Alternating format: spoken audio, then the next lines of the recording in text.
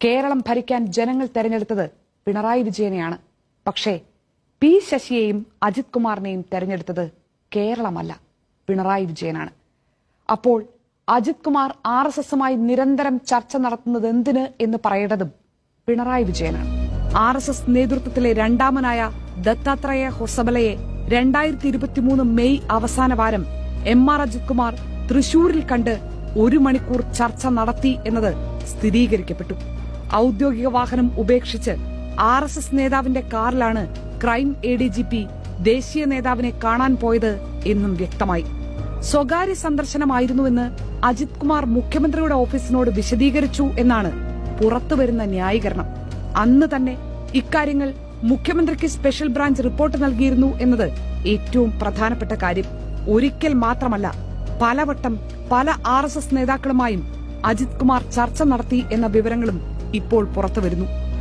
സംസ്ഥാനത്തെ crime ADGP RSS ദേശീയ നേതൃത്വവുമായി രഹസ്യ ചർച്ച നടത്തി എന്ന യാഥാർത്ഥ്യം ഇപ്പോഴാരും നിഷേധിക്കുന്നില്ല. ADGP പോയത് മുഖ്യമന്ത്രിയുടെ ദൂതനായിട്ടാണോ, പൂരം കലക്കാനാണോ, അതോ സ്വന്തം കാര്യത്തിനാണോ എന്നത് മാത്രമേ ഇനി അറിയാനുള്ളൂ. ആ ചോദ്യത്തിനുള്ള ഉത്തരം നേരായ വഴിക്ക് എന്തായാലും പുറത്തുവരാൻ പോകുന്നില്ല. പക്ഷേ ചിന്തിക്കുന്നവർക്ക് ദൃഷ്ടാന്തം നൽകുന്ന പശ്ചാത്തലം ഭരണപക്ഷത്തു നിന്ന് PV അൻവർ തന്നെ വലിച്ചു പുറത്തിട്ടുണ്ട്. കേരളത്തിന്റെ ഭരണം ഇപ്പോൾ നിയന്ത്രിക്കുന്നത് CPM അല്ല എന്ന കാര്യം ഉറപ്പാണ്.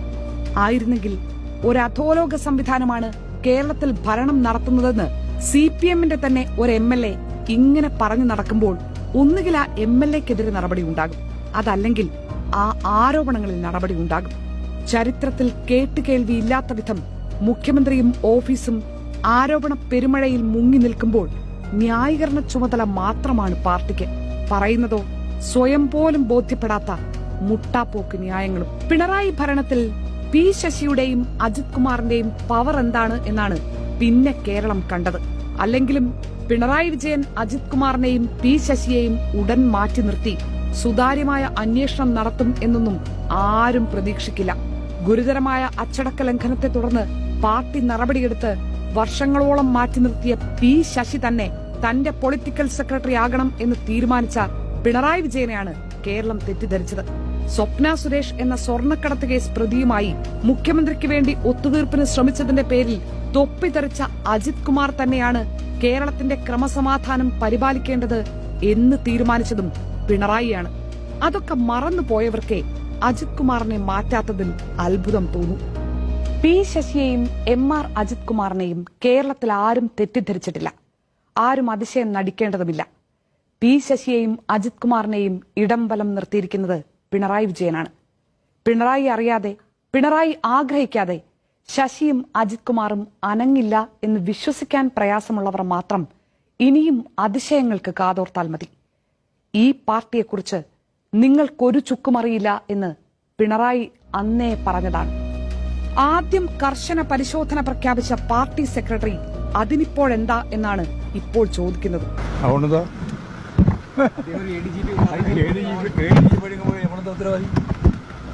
ഇപ്പോൾ പിണറായിയാണ് പാർട്ടി എന്നറിയാത്തവർക്കേ ഈ പ്രതികരണങ്ങളിലും അമ്പരപ്പുണ്ടാകും. മുഖ്യമന്ത്രിയെയും ആഭ്യന്തര വകുപ്പിനെയും പാർട്ടി നിരീക്ഷിക്കുകയും നിയന്ത്രിക്കുകയുമൊക്കെ ചെയ്തിരുന്ന കാലം യവനികയ്ക്കുള്ളിൽ മറഞ്ഞിട്ട് ഇപ്പോൾ 8.5 വർഷമായി. ഇപ്പോൾ പിണറായി തന്നെ പിണറായിക്ക് വേണ്ടിയും തീരുമാനമെടുക്കും, പാർട്ടിക്ക് വേണ്ടിയും തീരുമാനമെടുക്കും.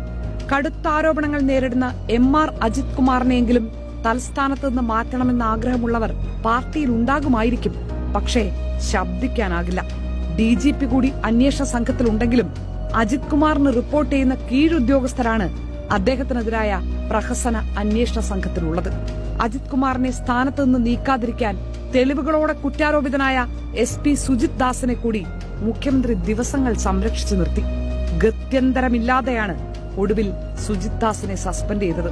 എന്തിനാണ് പോയത് എന്നുള്ളൊരു വിശദീകരണം ഈ മുഖ്യമന്ത്രി ചോദിച്ചോ? ഞാൻ വാദത്തിനാണ് പറഞ്ഞത്. വാദത്തിന് സമ്മതിച്ചാൽ മുഖ്യമന്ത്രി അറിഞ്ഞല്ലോ, ഇല്ലേ? അറിഞ്ഞിട്ട് ഇപ്പോൾ 1 കൊല്ലത്തിലധികമായല്ലോ. അപ്പോഴും അയാൾ ആ സ്ഥാനത്തിരിക്കുകയാണ്. ഇവിടെ തന്റെ കീഴിലുള്ള ഒരു ഉദ്യോഗസ്ഥൻ RSS നേതാവിനെ കണ്ട് 1 മണിക്കൂർ ചർച്ച നടത്തിയെന്ന് അറിഞ്ഞിട്ട് മിണ്ടാട്ടമില്ലാത്ത മുഖ്യമന്ത്രിയാണ്.